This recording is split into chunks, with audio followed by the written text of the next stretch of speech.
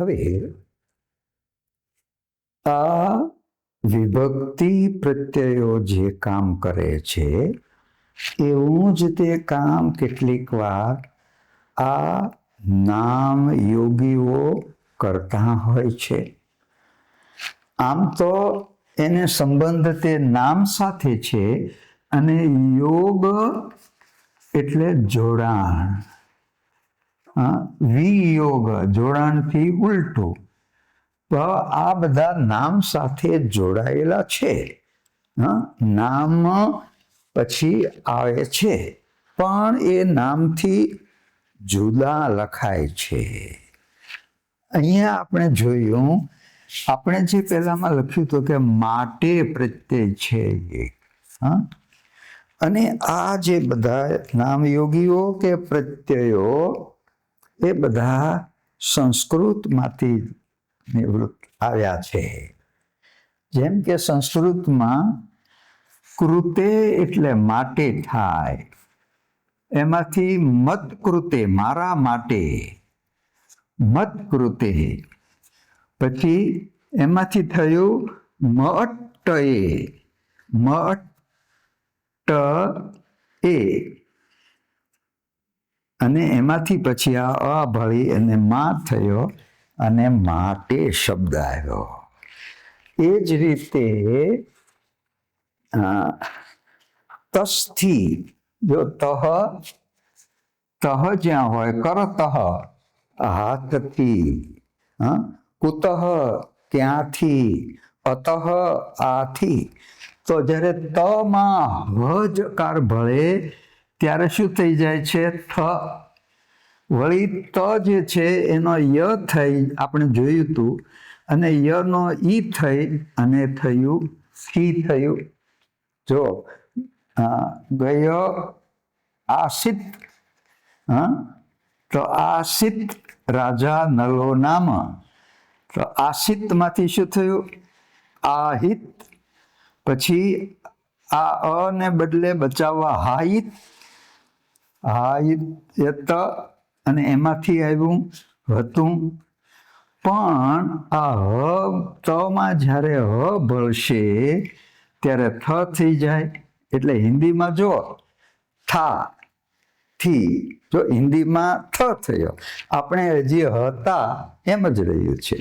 તો આ પ્રત્યયો છે મધ્યે, મધ્યમાં, પછી મધ્યા, માહી, પછી હ વયો ગયો અને માહી ને મા. તો આમ આ પ્રત્યયો નામયોગીઓ એ બધા એ સંસ્કૃતમાંથી આવ્યા છે.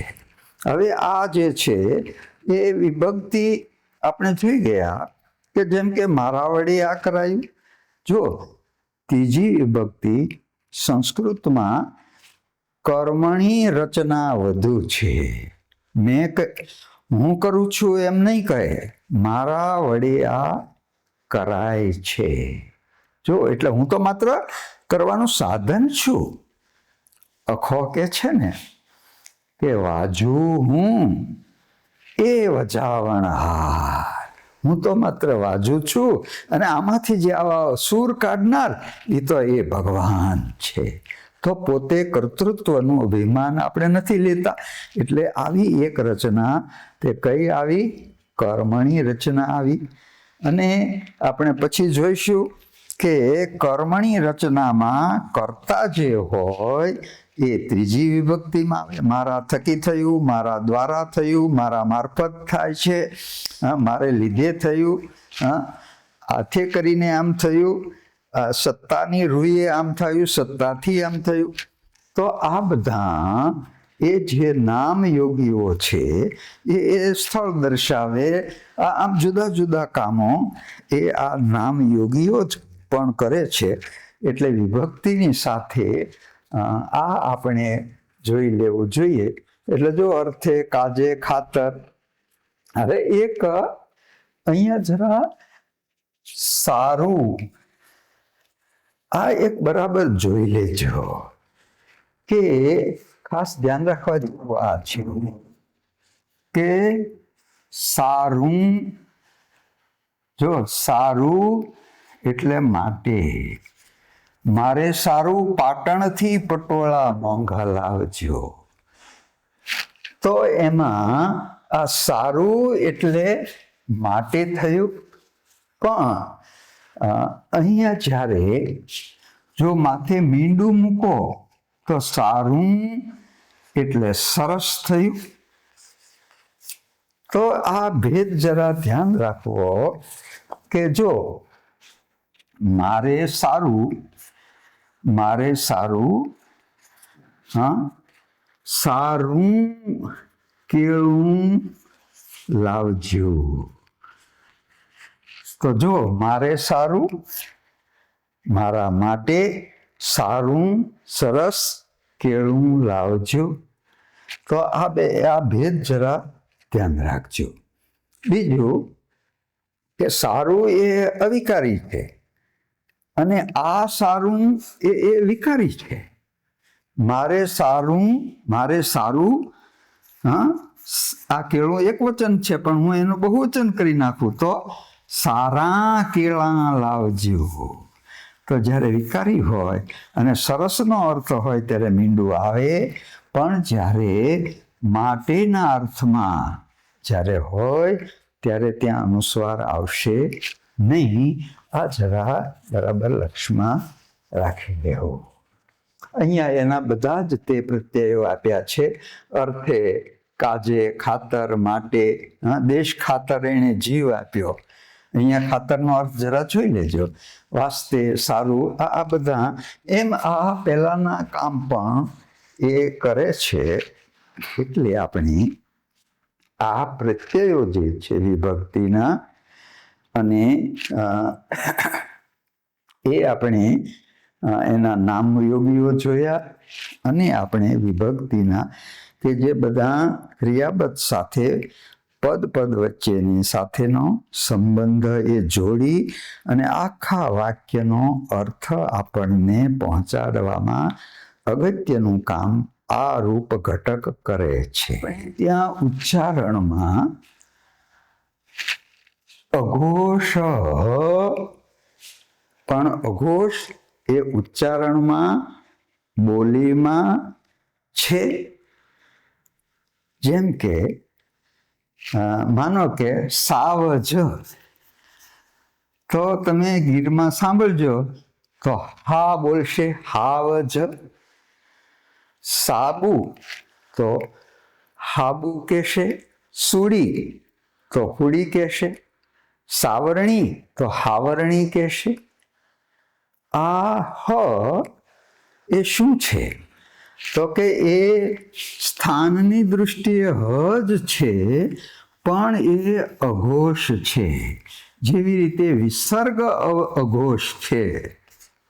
જો વિસર્ગ અઘોષ હતો, જેવું જ ઉચ્ચારણ હતું, અને વિસર્ગને અલગ સંજ્ઞા મળી, કારણ કે એ હ નથી, અઘોષ છે. એને હ તો ઘોષ છે, પણ આ હ જે છે એને સંજ્ઞા, લેખિત સંજ્ઞા નથી, એને મૂળાક્ષરની સંજ્ઞા નથી. અને એટલે આપણે ત્યાં શું થાય છે કે માનો કે આપણે બોલી પ્રમાણેનું લેખન કરવું છે કે એની ભાષા કેમ હતી, તો એમ કે મારી હાહુએ એમ કહ્યું. તો જો તમે હાહુ લખશો, આપણે શું કરીએ છીએ કે એની સંજ્ઞા નથી ને, એટલે શું લખીએ કે હાહુ લખીએ. હવે આ હાહુ લખીએ તો ખબર કેમ આમ નથી ખ્યાલ આવતો. જ્યારે સાસુ લખો તો બોલીપણું ન રહે, સાસુ લખો તો બોલીપણું નથી રહેતું, જળવાતું. તો આ આપણે, હું કહું છું કે આપણે ત્યાં એક નડતર માટેનો એક શબ્દ છે હાલ. હવે આ હાલ તમે કેમ લખશો? આપણે જો સામાન્ય રીતે હ ની જગ્યાએ સ લખીએ છીએ, એટલે જો સાલ લખો તો વર્ષ થઈ જશે. માનો કે તમે શાલ લખો તો ઓઢવાનું વસ્ત્ર થઈ જશે. માનો કે તમે ચાલ લખશો તો ચાલવાની ઢબ થઈ જશે. છાલ લખો તો ઝાડવાની છાલ થઈ ગઈ, હ લખીને હાલ લખશો તો હાલ એટલે સ્થિતિ થઈ ગઈ. તો તમે આ હાલ નડતર એ કઈ રીતે તમે આ દેખાડશો? તો આ હ તે અઘોષ હ છે. એટલે આપણી જેમ હ છે તે ડ ની અંદર ડ કરીને હ દેખાડીએ છીએ, એમ હ માટે બોલીનું લેખન માટે હ ને અવળી સંજ્ઞા એટલે ટમાં ટ મૂકી અને આવું હ માટેનું ચિહ્ન, લિખિત ચિહ્ન એ આમાં હોવું જોઈએ. ગુજરાતીના વર્ણમાલામાં લિપિના માત્ર બોલીના લેખન માટે હ ને સંજ્ઞા આપવી જોઈએ. જો નહીતર શું થશે કે સિંધુ પછી સ જે હોય ને એ તો હ જ બોલાશે, હિન્દુ. પણ હ તો લેખન સંજ્ઞા નથી એટલે શબ્દ આવ્યો હિન્દુ, કારણ કે હ ની જગ્યાએ હ વાપર્યો, અઘોષને બદલે હ ઘોષ કરી નાખ્યો. તો આ એક ગુજરાતીના મૂળાક્ષરોમાં વ્યંજનોમાં એક આ હ વર્ણ, આ એક મારો વિચાર છે કે આ એક ઉમેરવો જોઈએ.